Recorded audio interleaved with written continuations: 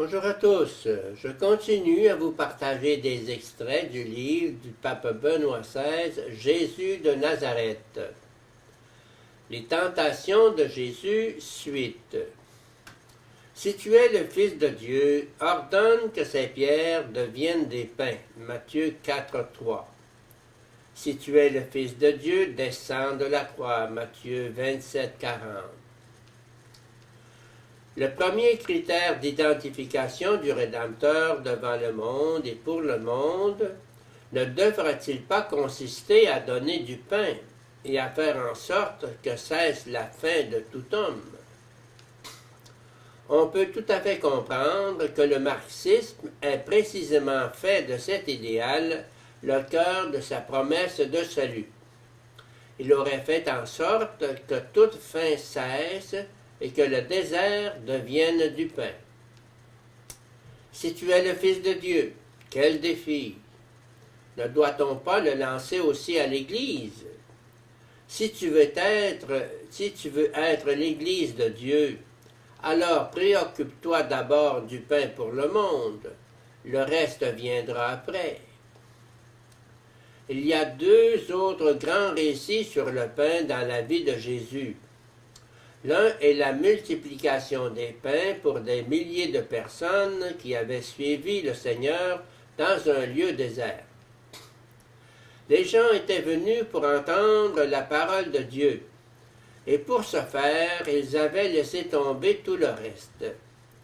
Et ainsi, en tant que personnes qui ont ouvert leur cœur à Dieu, puis les uns aux autres, ils peuvent recevoir le pain comme il se doit.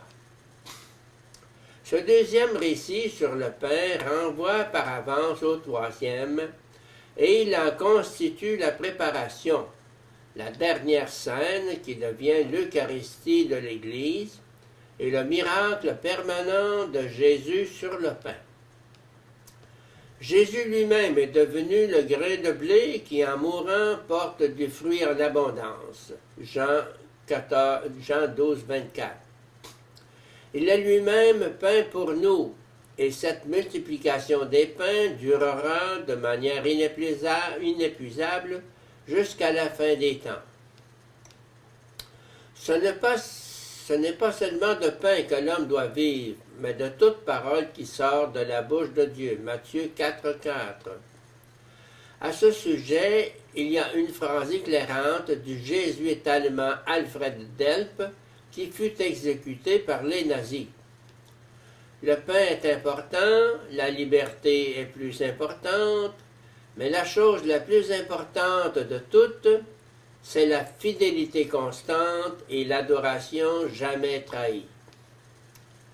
Les aides de l'Occident aux pays en voie de développement, fondées sur des principes purement techniques et matériels, qui non seulement ont laissé Dieu de côté, mais ont encore éloigné les hommes de Dieu par l'orgueil de leur prétendu savoir, ont fait du tiers-monde le tiers-monde au sens moderne. De telles aides ont écarté les structures religieuses, morales et sociales existantes, et elles ont introduit leur mentalité techniciste dans le vide ainsi créé.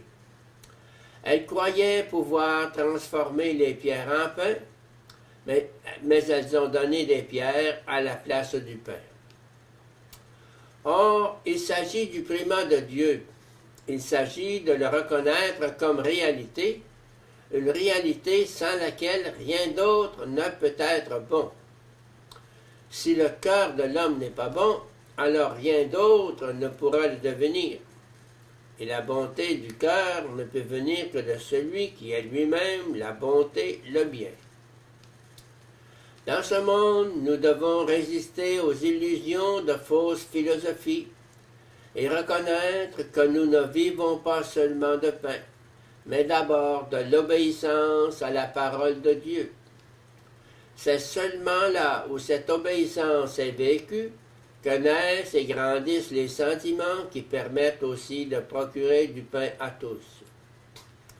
Venons-en maintenant à la deuxième tentation de Jésus. Pour attirer Jésus dans son piège, le diable cite l'Écriture sainte, le psaume 91. Il donne mission à ses anges de te garder sur tous tes chemins. Ils te porteront sur leurs mains pour que ton pied ne heurte les pierres. Versets 11-12. Le diable se révèle un connaisseur de l'Écriture. Le diable y fait figure de théologien. Vladimir Soloviev a repris ce thème dans son court récit sur l'Antéchrist. L'Antéchrist est fait docteur honoris causa en théologie de l'Université de Tübingen.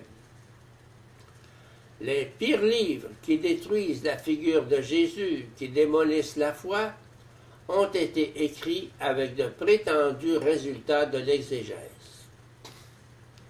De nos jours, la Bible est assujettie chez beaucoup aux critères de la prétendue vision moderne du monde, dont le dogme fondamental est que Dieu ne peut nullement agir dans l'histoire et que par conséquent tout ce qui le concerne est à reléguer dans la sphère du subjectif.